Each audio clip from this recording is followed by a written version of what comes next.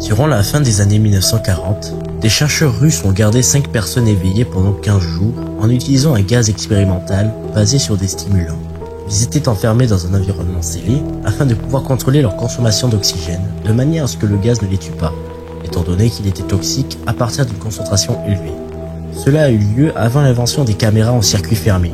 Ils n'avaient donc que des microphones et des fenêtres de verre épais d'une douzaine de centimètres en forme de hublot qui permettaient de les surveiller. La chambre était équipée de lits d'appoint sans literie, de l'eau courante et de toilettes, et contenait des livres et suffisamment de nourriture sèche pour qu'ils puissent tenir à 5 pendant plus d'un mois. Les sujets de test étaient des prisonniers politiques, jugés ennemis de l'État durant la Seconde Guerre mondiale. Tout s'est bien passé pendant les 5 premiers jours. Les sujets ne se plaignaient que rarement, car on leur avait promis qu'ils seraient libres s'ils acceptaient de subir le test et de ne pas dormir pendant 30 jours, bien que la libération fût hors de question. Leurs conversations et leurs activités étaient surveillées, et on a pu noter qu'ils ne parlaient que d'incidents de plus en plus traumatisants dans leur passé, le ton de la conversation devenant beaucoup plus sombre après le 4e jour. Au bout de 5 jours, ils ont commencé à se plaindre à propos des circonstances et des événements qui les avaient menés là où ils se trouvaient, et à montrer des signes de paranoïa sévères. Ils ont arrêté de se parler, et à la place, se sont mis à parler au microphone ou au miroir sans teint des hublots. Curieusement, ils semblaient penser pouvoir gagner la confiance des expérimentateurs en se retournant contre leurs camarades. Les chercheurs ont tout d'abord supposé qu'il s'agissait d'un effet du gaz. Après 9 jours, le premier d'entre eux a commencé à crier. Il courait sur la longueur de la chambre en hurlant à plein poumon pendant 3 heures sans discontinuer, et a ensuite essayé de ne pas s'arrêter. Mais il n'arrivait qu'à produire de temps à autre de petits couinements. Les chercheurs ont pensé qu'il s'était déchiré les cordes vocales. Le plus surprenant dans ce comportement, c'est la manière dont les autres sujets ont réagi. Ou plutôt, n'ont pas réagi. Ils ont continué à murmurer à l'attention des microphones jusqu'à la seconde où les cris ont recommencé. 2 des captifs qui ne criaient pas ont alors désossé les livres, ont enduit toutes les pages avec leurs propres excréments et les ont collés sur le verre des hublots. Les cris se sont rapidement arrêtés. Les murmures adressés au micro également. 3 jours se sont écoulés. Les chercheurs vérifiaient les micros chaque heure pour être sûrs qu'ils fonctionnaient, car ils pensaient qu'il était impossible que 5 personnes enfermées dans une pièce ne produisent aucun son. La consommation d'oxygène dans la chambre indiquait qu'il devait être tous les 5 en vie. En fait, elle correspondait à la quantité d'oxygène que 5 personnes consommeraient pendant un exercice physique extrêmement ardu. Le matin du 14e jour, les chercheurs ont fait quelque chose qu'ils avaient dit qu'ils ne feraient pas pour obtenir une réaction des captifs. Ils ont utilisé l'interphone de la chambre, espérant provoquer une quelconque réponse des détenus. Ils avaient peur qu'ils soient morts ou dans un état végétatif. Ils ont annoncé « Nous allons ouvrir la chambre pour tester le microphone. Restez loin de la porte et allongez-vous ventre par terre, ou vous serez abattus. Si vous respectez ces règles, l'un d'entre vous gagnera sa liberté. » À leur grande surprise, ils ont entendu une seule phrase, prononcée d'une voix calme. « Nous ne voulons plus être libres. » Des débats ont éclaté entre les chercheurs et les forces militaires qui finançaient le projet. Comme il était impossible d'obtenir d'autres réponses en utilisant l'interphone, il a finalement été décidé que la porte de la chambre serait ouverte à minuit le 15e jour. La chambre a été vidée du gaz stimulant et remplie avec de l'air frais, et des voix provenant des micros ont immédiatement commencé à protester. 3 voix différentes ont commencé à supplier de remettre le gaz. La chambre a été ouverte et des soldats ont été envoyés à l'intérieur pour retrouver les sujets de test. Ils ont commencé à hurler plus fort que jamais, et les soldats ont rapidement fait de même lorsqu'ils ont vu ce qui était à l'intérieur. 4 des 5 sujets étaient toujours vivants, bien que l'état dans lequel ils étaient ne fût pas qualifiable de vivant. Les rations de nourriture des 5 jours précédents n'avaient pas été touchées. Il y avait des morceaux de chair des cuisses et du torse du sujet mort enfoncés dans le drain au centre de la chambre, le bouchant et permettant à une dizaine de centimètres d'eau de s'accumuler sur le sol. La portion de cette eau qui était composée de sang n'a pas été déterminée. Les 4 sujets survivants avaient également de grandes portions de muscles et de peau arrachées de leur corps. La destruction de la chair et les os à l'air libre sur leurs doigts indiquaient que les blessures avaient été infligées à la main, et non avec les dents, comme les chercheurs l'avaient pensé au début. Des observations plus précises de la position et de l'angle des blessures ont montré que la plupart des blessures, si ce n'était toutes, avaient été infligées par eux-mêmes. Les organes abdominaux sous la cage thoracique des 4 sujets avaient été retirés. Alors que le cœur, les poumons et les diaphragmes étaient restés en place, la peau et la plupart des muscles attachés aux côtes avaient été arrachés, permettant de distinguer les poumons à travers les côtes. Tous les vaisseaux sanguins et les organes étaient intacts. Ils avaient simplement été retirés et posés par terre, répartis autour des corps éviscérés, mais toujours vivants des sujets. L'appareil digestif des 4 sujets pouvait être observé en fonctionnement, digérant de la nourriture. Il a été très vite clair qu'ils digéraient leur propre chair, qu'ils avaient arrachée et dévorée durant les jours précédents.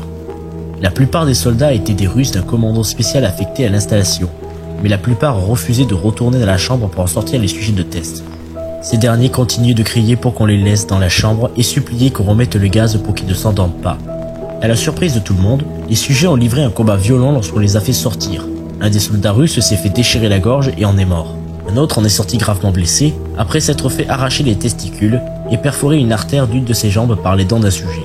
5 autres soldats ont perdu la vie si l'on compte ceux qui se sont suicidés dans les semaines suivant l'incident. Pendant le combat, la rate de l'un des sujets vivants s'est rompue et il s'est vidé de son sang presque immédiatement.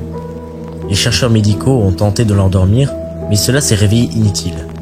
On lui a injecté plus de 10 fois la dose maximale pour un humain d'un dérivé de la morphine et il continue de se battre comme un animal enragé, brisant les côtes et les bras d'un des docteurs. On a pu constater que le cœur a continué de battre pendant 2 minutes entières après que l'hémorragie l'ait amené à un point où son système vasculaire était rempli avec davantage d'air que de sang. Après qu'il se soit arrêté, il a continué de crier pendant 3 minutes, s'efforçant d'attaquer quiconque venait à porter et répéter continuellement le mot « plus », de plus en plus faiblement, jusqu'à ce qu'il soit réduit au silence. Les 3 sujets de test survivants ont été immobilisés et transportés dans une installation médicale. Les 2 ayant leur corde vocale encore intacte, continuaient de supplier le retour du gaz pour rester éveillés. Celui des 3 ayant le plus de blessures a été emmené dans le seul bloc opératoire dont l'installation disposait. Durant la procédure devant le préparer pour le remplacement de ses organes internes, il s'est révélé immunisé aux sédatifs qui lui ont été administrés dans le but de le mettre en condition pour l'intervention chirurgicale. Il se débattait furieusement contre ses liens lorsque le gaz anesthésiant a été apporté pour le mettre hors de combat. Il a réussi à déchirer la quasi-totalité d'un bandeau de cuir épais de 10 cm attaché à un de ses poignets, même avec le poids d'un des soldats de 90 kg qui essayait de maintenir ce poignet immobile. Une quantité juste supérieure à la normale a été nécessaire pour l'endormir. Et à la seconde où ses paupières se sont fermées, son cœur s'est arrêté. Pendant l'autopsie du sujet test qui est mort sur la table d'opération, il a été révélé que son sang contenait 3 fois la consommation normale d'oxygène. Les muscles qui étaient toujours attachés à son squelette étaient affreusement déchiquetés, et il s'était brisé 9 os dans sa luste pour ne pas être maîtrisé, la plupart à cause de la force que ses propres muscles avaient exercée sur eux. Le second survivant avait été le premier du groupe à commencer à crier. Ses cordes vocales étant détruites, il était incapable de supplier ou de protester contre l'opération. Il n'a réagi qu'en secouant violemment la tête pour montrer sa désapprobation lorsque le gaz anesthésique a été amené près de lui. Il a secoué la tête pour faire oui lorsque quelqu'un a suggéré, à contre-cœur, d'essayer l'opération sans anesthésie. Il n'a pas réagi pendant les 6 heures qu'ont nécessité le remplacement de ses organes abdominaux et la tentative de les recouvrir avec ce qu'il restait de peau. Le chirurgien président de l'intervention n'arrêtait pas de répéter qu'il devrait être médicalement impossible pour le sujet d'être encore en vie. Une infirmière terrifiée qui assistait à l'opération a affirmé qu'elle avait vu la bouche du patient former un sourire plusieurs fois, à chaque fois que ses yeux croisaient les siens. Lorsque la chirurgie a pris fin, le sujet a regardé le chirurgien et a commencé à siffler fortement, essayant de parler en se débattant. Supposant que ce devait être important, le chirurgien a demandé à ce qu'on lui apporte un crayon et un calepin afin que le patient puisse écrire son message. Il était simple. Continuez à couper. Les 2 autres sujets de test ont subi la même intervention, tous les 2 sans anesthésie. Cependant, il a été nécessaire de l'injecter un paralysant pendant la durée de l'opération.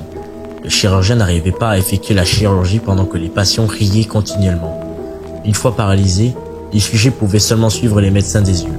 Le paralysant a été éliminé de leur système après une période anormalement courte et ils ont rapidement essayé de s'échapper. Au moment où ils ont recommencé à parler, ils ont recommencé à demander le gaz stimulant. Les chercheurs ont essayé de leur demander pourquoi est-ce qu'ils s'étaient infligés ces blessures, pourquoi est-ce qu'ils avaient arraché leurs propres entrailles, et pourquoi est-ce qu'ils voulaient de nouveau le gaz. La seule réponse qui a été donnée était « Je dois rester éveillé ». Les liens des 3 sujets ont été renforcés et ils ont été replacés dans la chambre en attendant de savoir ce qu'on allait faire d'eux. Les chercheurs, faisant face à la colère des bienfaiteurs militaires à cause de leur incapacité à atteindre le but qui leur avait été fixé, ont pensé à les euthanasier. L'officier commandant, un ancien agent du KGB, a au contraire vu du potentiel en eux et a voulu voir ce qui se passerait si on les replongeait dans le gaz. Les chercheurs s'y sont formellement opposés, mais leurs objections ont été ignorées. Afin de les préparer à être de nouveau scellés dans la chambre, les sujets ont été connectés à un moniteur électroencéphalographique et leurs liens ont été renforcés pour un confinement à long terme. À la surprise générale, ils ont tous les 3 arrêté de se débattre au moment où quelqu'un a laissé échapper qu'on allait les remettre dans le gaz. Il était évident qu'à ce moment, ils avaient énormément de mal à rester éveillés. Un des sujets qui pouvait parler fredonnait d'une voix forte et sans s'arrêter. Le sujet muet appuyait ses jambes de toutes ses forces, d'abord la droite, puis la gauche, puis de nouveau la droite, afin d'avoir quelque chose sur quoi se concentrer. Le dernier sujet gardait sa tête au-dessus de son oreiller et clignait des yeux rapidement. Ayant été le premier à avoir été relié à l'électroencéphalogramme, la plupart des chercheurs observaient ces ondes cérébrales avec surprise. Elles étaient normales la plupart du temps, mais affichaient parfois inexplicablement une simple ligne. C'était comme s'il subissait plusieurs morts cérébrales avant que tout ne redevienne normal. Comme il se concentrait sur le papier qui sortait du moniteur, seule une infirmière a vu ses paupières se fermer au moment où sa tête est retombée sur son oreiller. Ces ondes cérébrales se sont immédiatement muées en celles du sommeil profond, puis la ligne droite est apparue pour la dernière fois, alors que son cœur s'arrêtait. Le seul sujet restant en état de parler s'est mis à crier pour être scellé immédiatement. Ces ondes cérébrales montraient les mêmes lignes droites que celui qui était mort après s'être endormi. Le commandant a donné l'ordre de sceller la chambre avec les 2 sujets à l'intérieur, ainsi que 3 chercheurs. Un des 3 qui ont été nommés a immédiatement sorti un revolver et tiré une balle entre les yeux du commandant, puis a retourné son arme contre le sujet muet, lui faisant également sauter la cervelle. Il a ensuite pointé son arme vers le sujet restant, toujours attaché au lit, tandis que les membres restants de l'équipe médicale et de recherche fuyaient la pièce. Le sujet a souri. « Est-ce que vous avez oublié si facilement? Nous sommes vous. Nous sommes la folie qui est cachée dans chacune d'entre vous, suppliant d'être libérée à tout moment dans votre esprit animal. Nous sommes ce dont vous vous cachez toutes les nuits dans vos lits. Nous sommes ceux que vous réduisez au silence et à la paralysie lorsque vous rejoignez le paradis nocturne que nous ne pouvons fouler. » Le chercheur a marqué un arrêt, puis il a visé le cœur du sujet et a fait feu. L'électroencéphalogramme a alors affiché une ligne droite, tandis que le sujet s'étranglait, laissant faiblement échapper quelques mots. « Si, près d'être. »